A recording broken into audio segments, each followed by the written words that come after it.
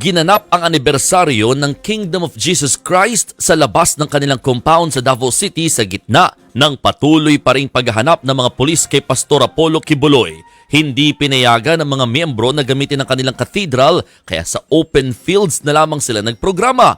May police line ng cathedral para hindi mapasok ng mga miyembro. Sa entrada ng KOJC, malaking wanted poster ni Kibuloy ang sasalubong sa mga miyembro.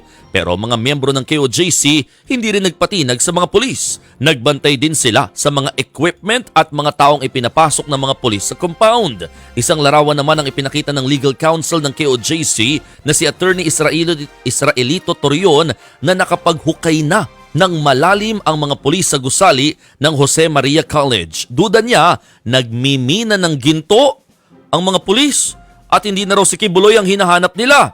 Kaya pakiusap niya, payagan silang makita ang hukay at mga aktibidad na ginagawa ng mga pulis sa loob ng cathedral at ng JMC College.